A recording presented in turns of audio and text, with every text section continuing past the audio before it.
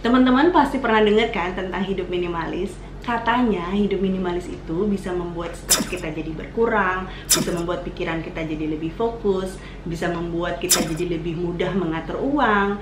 Kemudian intinya nih ya, sebetulnya gaya hidup minimalis itu bisa bikin hidup kita jadi lebih ringan. Terus kamu jadi mikir dong, pengen deh mencoba untuk hidup minimalis. Tapi gimana caranya? Nah, hari ini kita mau sama-sama belajar hidup minimalis. Ya, kita mau coba nih sebetulnya apa sih yang bisa kita lakukan gitu. 1 minggu ke depan teman-teman ikutin step-stepnya ini ya. Coba aja, cuma sekedar mencoba hidup minimalis, dan kalian akan rasakan betapa serunya hidup minimalis. Yuk kita coba sama-sama latihan hidup minimalis.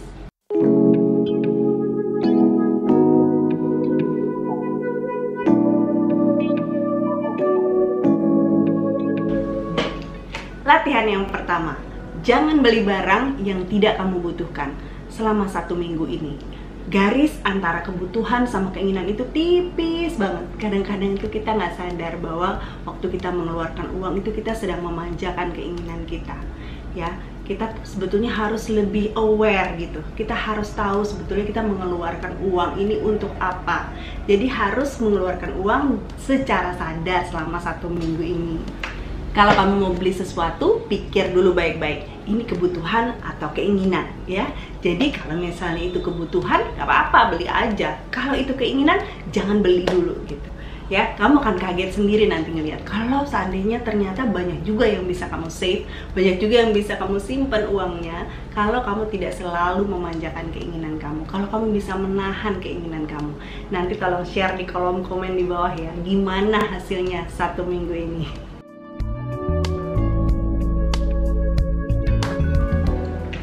Latihan yang kedua, selama 1 minggu ini pakai baju-baju yang menurut kamu paling nyaman buat kamu. Minimalis memang nggak punya banyak baju. Kenapa? Karena alasannya sederhana banget sih.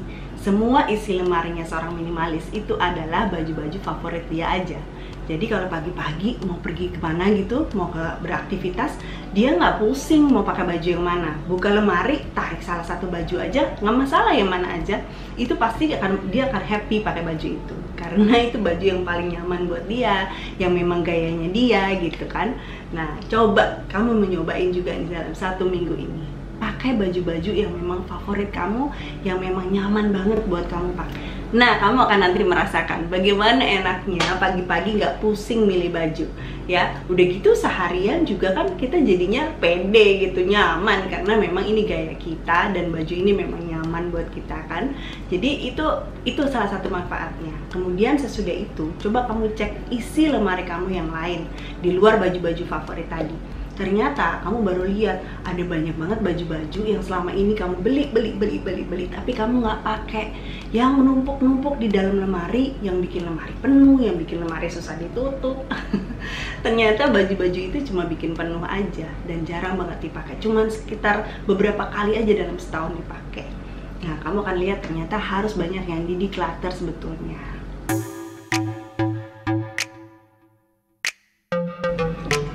Latihan yang ketiga, biarkan permukaan kosong. Permukaan meja, permukaan laci, atau apapun itu yang ada permukaannya, coba dibiarkan kosong. Karena kita nih punya kebiasaan bahwa kita suka banget narok segala sesuatu di atas meja. Pajangan lah, atau mungkin kita habis baca buku taruh di atas meja, habis kita minum taruh di atas meja, nggak diangkat lagi. Coba biarkan dalam 1 minggu ini satu permukaan meja kosong. Kamu pilih deh, meja ruang tamu boleh, atau meja belajar boleh, apapun itu. Semua barang-barang yang biasanya ada di atas meja atau laci itu taruh di tempat lain, taruh di satu tempat tertentu gitu. Nah, kamu akan rasakan proses benah-benah akan jadi gampang banget. Nggak perlu setiap kali mau beres-beres mesti angkat dulu gitu, nggak usah, karena langsung beresin gampang gitu ya kan. Udah gitu, coba bayangkan dalam 1 minggu ini, kalau seandainya hampir semua bagian dari rumah kita itu lapang atau lega seperti itu, pasti akan jadi tenang hati kita.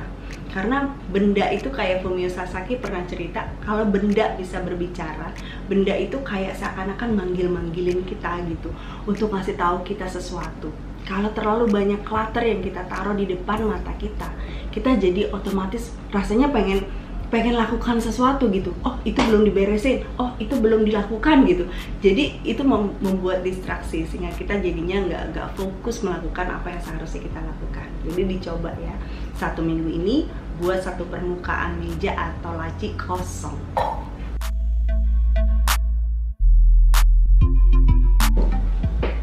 Latihan yang keempat, kembalikan barang yang sudah selesai dipakai ke tempatnya lagi. Jadi ini kita kan suka gini ya, setiap kali selesai pakai satu barang kita taruh aja sembarangan barang itu. Begitu kita perlu barang itu lagi, nyari barang itu susah banget. Ya karena barang itu tidak punya tempat tinggalnya sendiri. Jadi semua barang di rumah kita itu harus punya tempat tinggalnya sendiri. Maksudnya gimana? Maksudnya tuh gini, kalau selesai pakai sepatu, kembalikan dia ke rak sepatu. Kalau selesai baca buku, kembalikan dia ke rak buku gitu. Ya, kalau selesai pakai wajan, ya taruh lagi di lemari dapur dan seterusnya. Semua barang harus punya tempat tinggal di rumah kita. Jadi 1 minggu ini nih, biasakan kembalikan barang ke tempatnya. Kamu akan merasakan enaknya nyari barang tuh nggak susah gitu di rumah sendiri.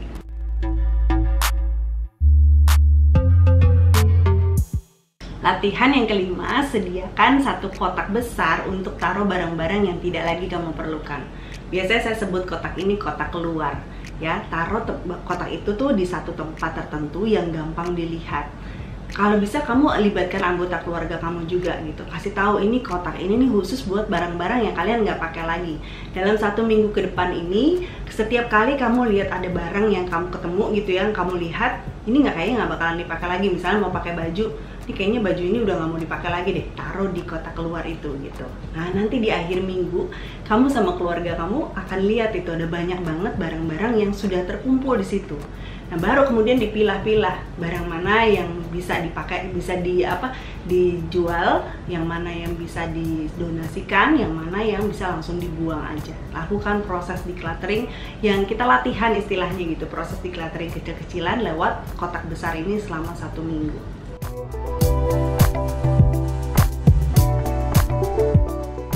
Latihan yang keenam, terapkan aturan 2 menit. Maksudnya gimana nih aturan 2 menit? Dalam 1 minggu ke depan, kalau ada sesuatu yang harus kamu kerjakan gitu ya, apapun itu, dan itu bisa dilakukan kurang dari 2 menit, jangan pakai mikir, langsung kerjakan aja. Ini akan membuat hidup kamu jadi lebih mudah. Cobain dulu ya. Contoh misalnya, kamu lihat ada piring di wastafel belum dicuci. 1 piring, kalau kita cuci 1 piring doang, kan nggak sampai 2 menit dong. Langsung kerjain aja, jangan ditumpuk. Kemudian, kalau misalnya kamu pegang meja, berdebu nih, jangan tunggu jadwal beres-beres di akhir minggu, tapi coba langsung ambil lap, langsung dilap aja. Itu kurang dari 2 menit, jadi langsung kerjain aja. Atau pas lagi buka lemari es gitu, ini ada makanan yang udah expired, gak usah tunggu jadwal beres-beres lemari es dulu, langsung aja dibuang gitu ya. Jadi ini akan membuat hidup kita jadi lebih gampang. Cobain dulu, nanti baru komen, kasih tahu sama saya ya manfaatnya di kolom komen di bawah.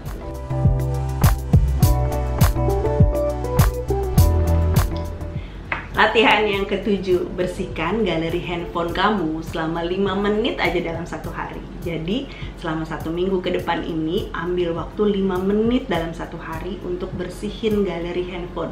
Tanpa kita sadari, kita kan suka banget tuh foto-fotoin sesuatu, atau mungkin terima foto dari teman, atau mungkin ya siapa di pasti banyak juga yang mengalami hal ini.